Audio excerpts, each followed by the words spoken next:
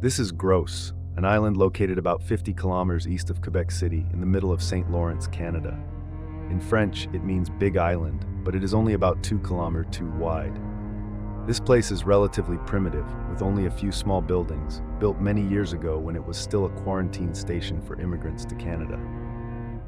Gross Island was classified as a National Historic Site in 1974. Today, the island is open to tourists, as well as serving many other unique activities. However, few people know that this small island once contained a dark secret that could destroy the whole world. During the fierce years of World War II, Gross Island reluctantly became a place to research and test extremely dangerous chemical and biological weapons. The research facilities on the island even created a terrifying achievement when they were able to destroy a number of people equal to 30 times the world population at that time. Since then, chemical weapons and biological weapons have gradually become a silent obsession with humanity, no less than nuclear weapons. All the secrets of the dark plot on Gross Island and the terrifying secrets of the weapons will be decoded in detail in the video Biochemical Weapons: The End of Humanity.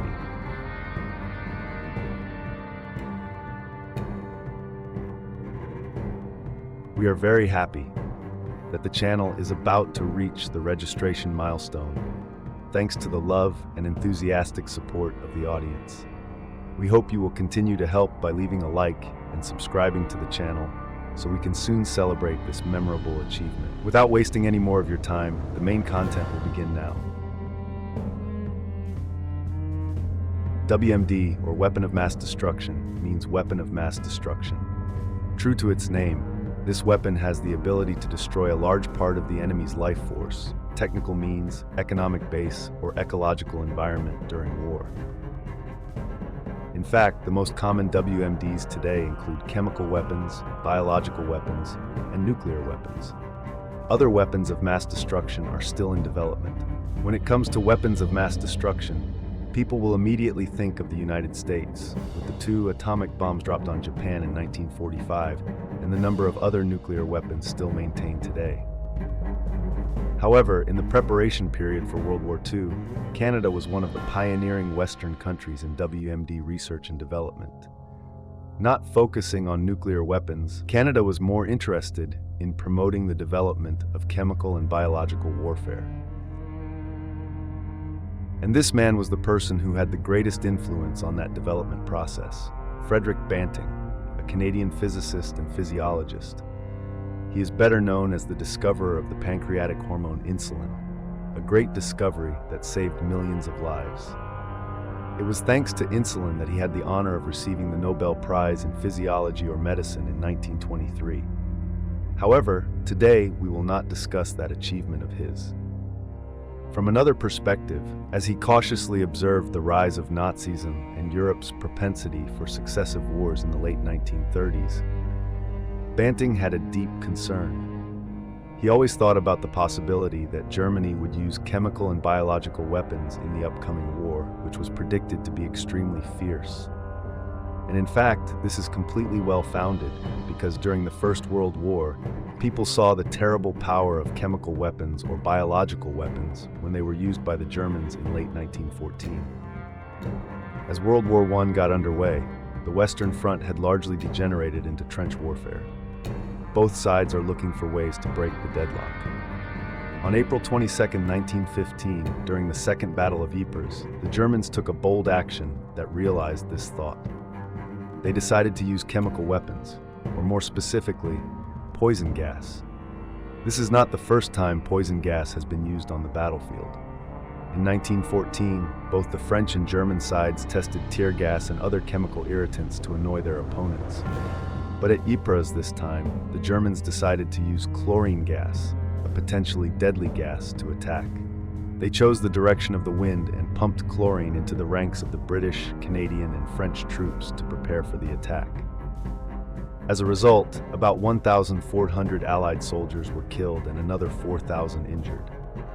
Despite Allied condemnation of the attack, the British responded at the Battle of Loos on September 24, 1915, by releasing 5,900 cylinders of chlorine gas at the Germans.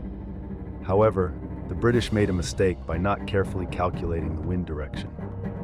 That day, the wind changed direction continuously, resulting in most of the toxic gas being blown back into the defense line and causing the deaths of more than 1,000 British Royal soldiers. Although it did not bring about the strategic breakthrough as expected, from 1915 on, poison gas was still present in the arsenal as a tactical card. There have been two other gases used as chemical weapons, phosgene gas and mustard gas. Both are extremely powerful poisons. Phosgene gas can damage the human body's respiratory system. The unfortunate victim will die after about 48 hours in pain. Mustard gas is capable of causing severe blistering, blindness, and damaging the victim's lungs to the point of near irreversibility. With conventional weapons, we always find ways to defend and overcome them. So, with chemical weapons, do people have any way to deal with them? In the early stages, protecting soldiers from toxic gases was very primitive. Just a cotton pad dipped in various mixtures such as urine or sodium bicarbonate and then wrapped around the face.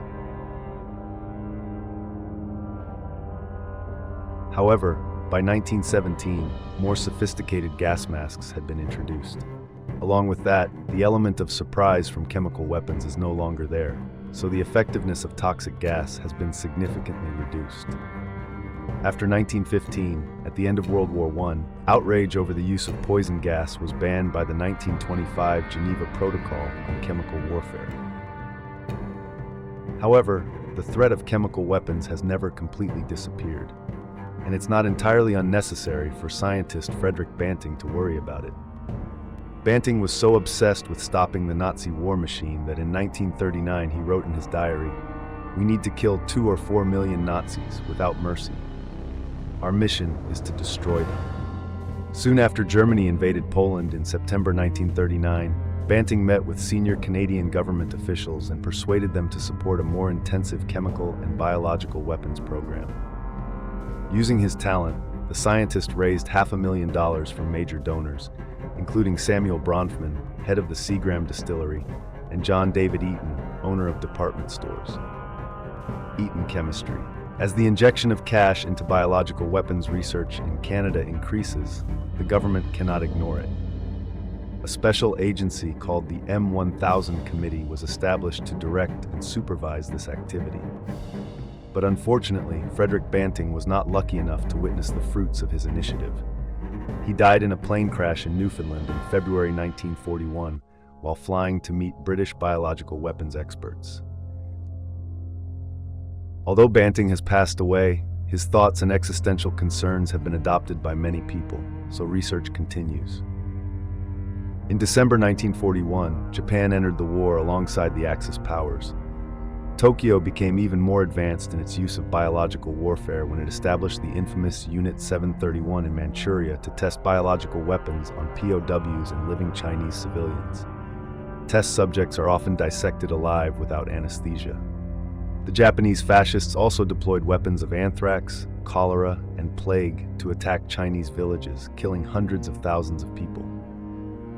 Then the Allies realized that chemical weapons or biological weapons were more necessary than ever. But there are countless pathogens that could be developed for use in biological warfare. How do I choose the most suitable agent? The M1000 Committee considered dozens of agents of war, including bubonic plague, typhus, tularemia, psittacosis, botulism, and salmonellosis. But in the end, anthrax was the chosen one. Why is that? First, the fear of anthrax is undeniable. You can easily find it with a few basic searches. More importantly, what makes anthrax suitable for warfare is that it forms spores that are hard, elastic, and can withstand extremely high temperatures. This allows pathogens to be encased in air-dropped bombs and dispersed explosively. Not only that, anthrax was treated with penicillin, a drug that the Allies had a large supply of, but the Germans did not. Along with the development of weapons in Europe, the war situation is changing significantly. In 1942, the war became worse for the Allies. British troops were pushed out of mainland Europe, German submarines sank a series of American ships off the coast, and the Eighth Army was pushed out of North Africa. And German troops pushed deeper and deeper into Soviet territory. The only weapon the Allies had against the Axis powers was the bombers of the British Royal Air Force. The British needed something more powerful, and they began planning a large-scale biological warfare campaign against the Nazis, codenamed Operation Vegetarian. This plan outlined the idea that bombers would drop millions of anthrax-infected food cakes across Germany.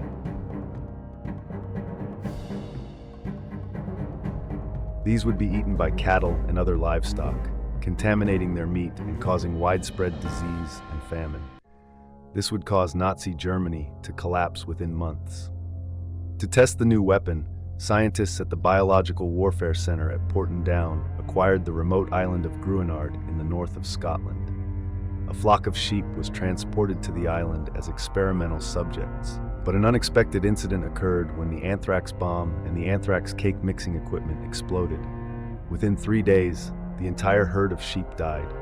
Their bodies were buried under a cliff, and then unfortunately, a corpse was accidentally washed up on land. This incident caused an outbreak of anthrax, killing more than 100 livestock and pets.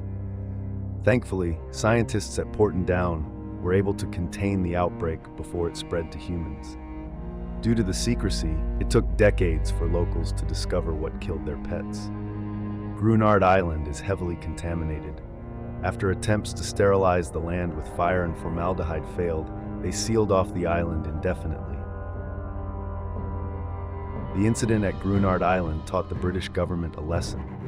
Producing and testing biological or chemical weapons on British soil is too dangerous.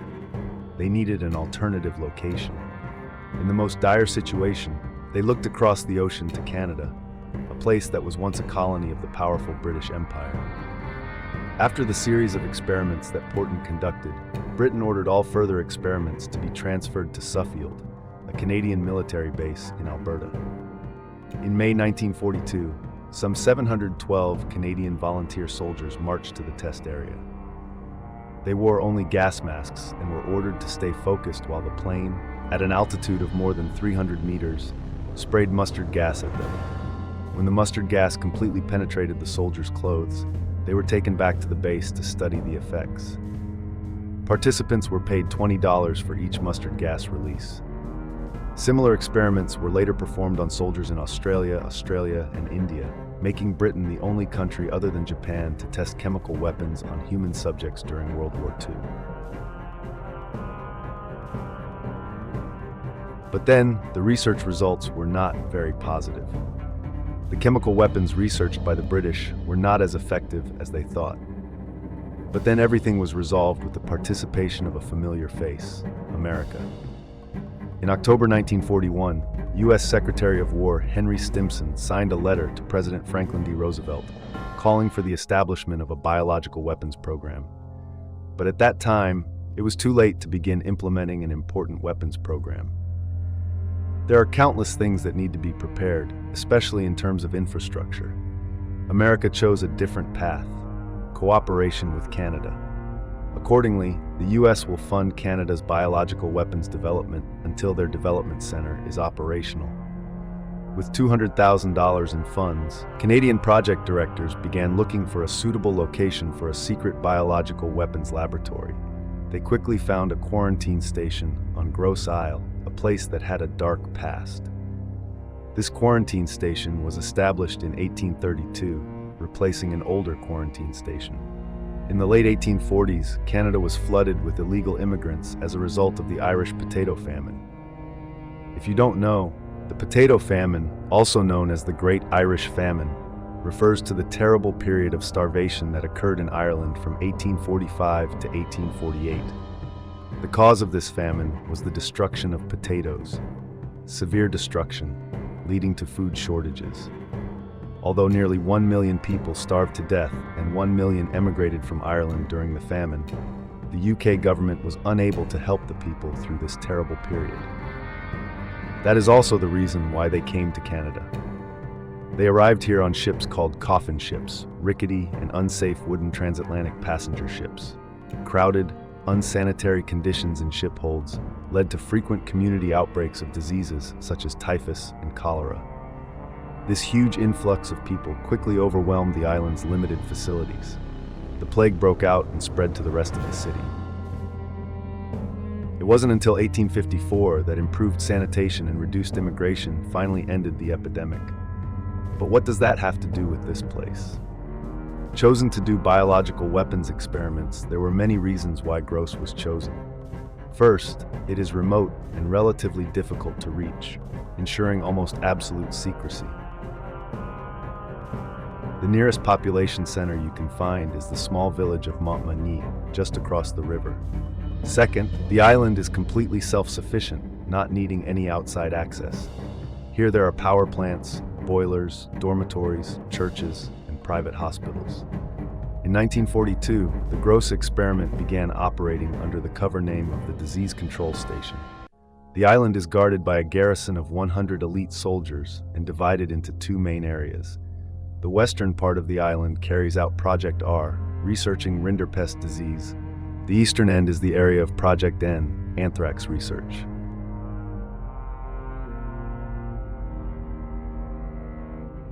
Anthrax is incubated in flat trays in two decontamination chambers. For safety reasons, even the scientists were locked inside. Many scientists cannot stand working in a decontamination chamber with hot and stuffy protective gear.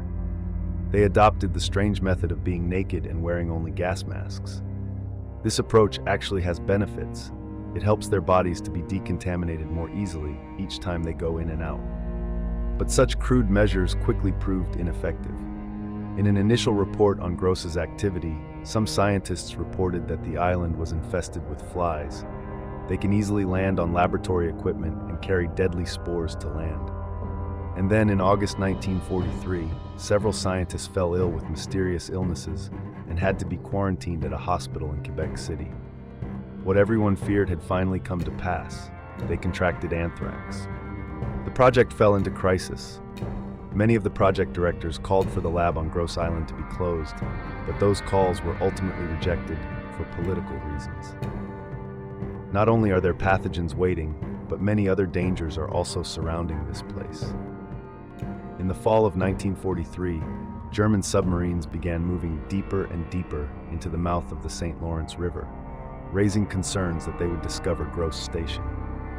The isolation that seemed like an advantage also began to have obvious consequences. Due to the top-secret nature of the project, the island's garrison could not bring their families. Therefore, they voluntarily went to relieve themselves in the nearby Montmagny area. This leads to concerns about the island's secrets being leaked.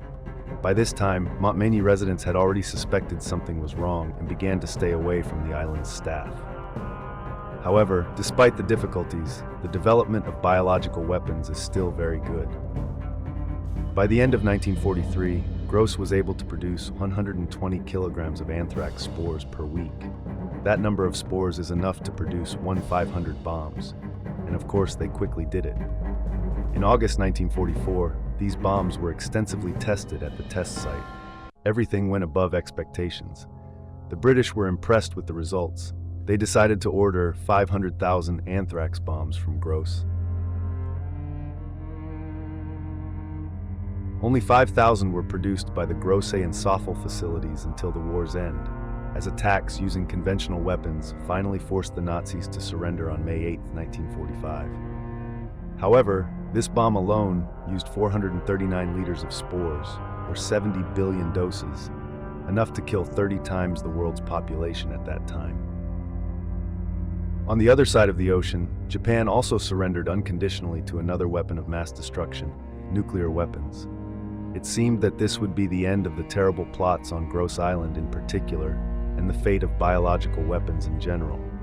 But things were not like that. What happened next? Why do people still research biological weapons or chemical weapons, even though they have successfully obtained nuclear weapons? After the advent of nuclear weapons, biological weapons not only continued to be developed, but were also inhumanely tested on civilians. On a typical day in San Francisco, 11 patients were admitted to Stanford Hospital with symptoms of pneumonia, fever, and severe urinary tract infections. One of them was a 75-year-old retired plumber named Edward J. Nevin, who died 3 weeks later. Tests revealed that the culprit was Serratia marcescens, a bacteria so rare that there hasn't been a single case in the city's entire history. Hospital doctors were so confused by this unusual cluster of infections that they published the case in a medical journal. When no new cases appeared, they considered it a coincidence.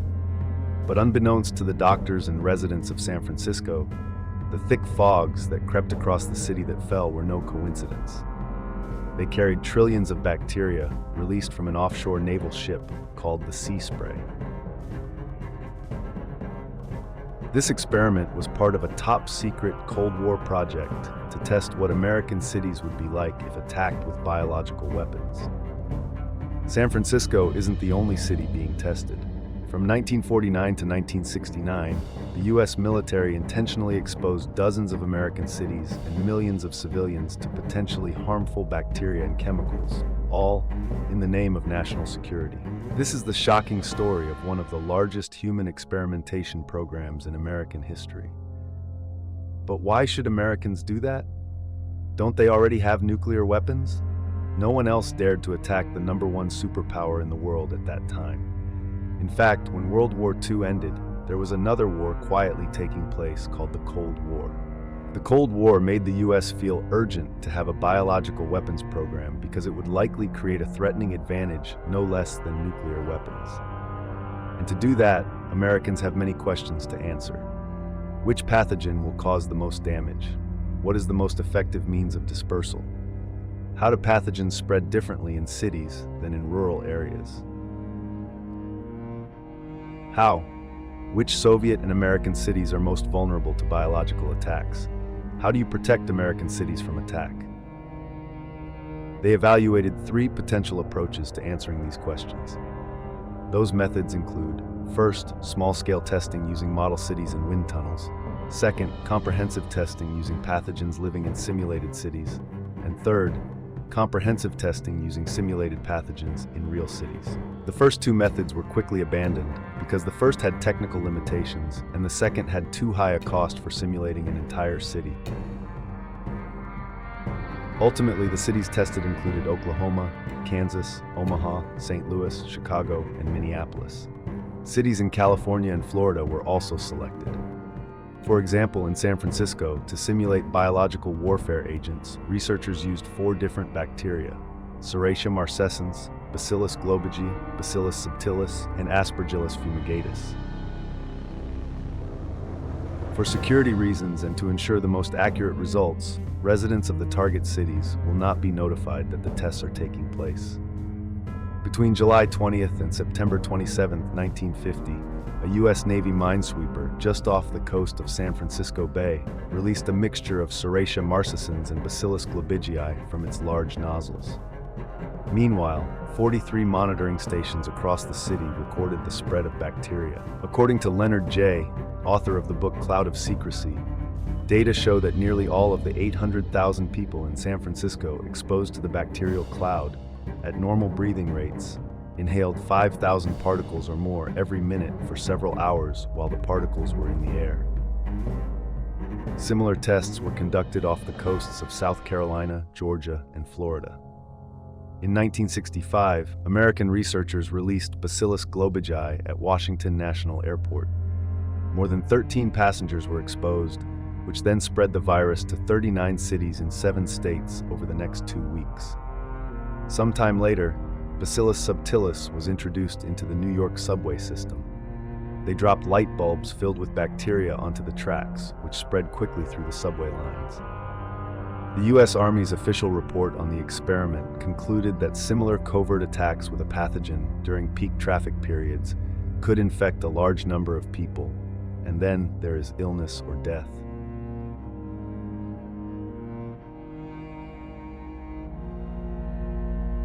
However, the largest of the experiments was Operation LAC, which took place from 1957 to 1958.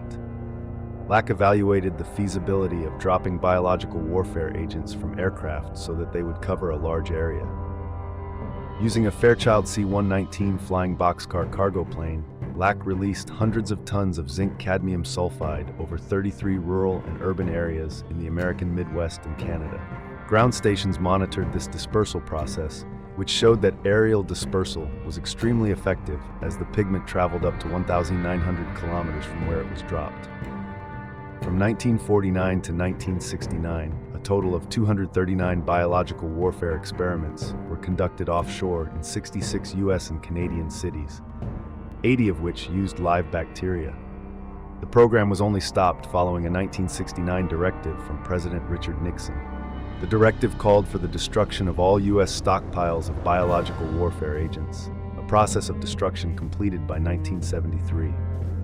Although US government officials thought that all records of war experiments related to human biology would be destroyed along with these weapons, in 1976, Newsweek reporter Drew Peterson discovered secret documents revealing many secret tests.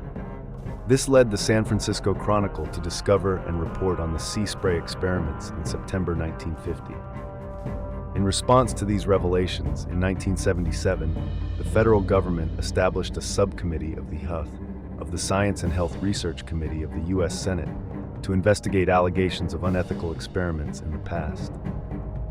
U.S. officials believe that the bacteria used in their live experiments are harmless to humans. But it is now known that, in large enough doses, Serratia marcescens and Bacillus globigii can cause serious infections. It is now suggested that the release of these bacteria in San Francisco permanently altered the region's biota, causing nosocomial heart valve infections and other serious infections in the United States. Injection drug users during the 1960s and 1970s. In 2004, a series of vaccine-induced infections were also linked to Serratia marcescens contamination at the Chiron Corporation plant in Emeryville, California. After learning about the experiments in St. Louis, some researchers have claimed to have examined medical records and discovered a spike in cancer rates.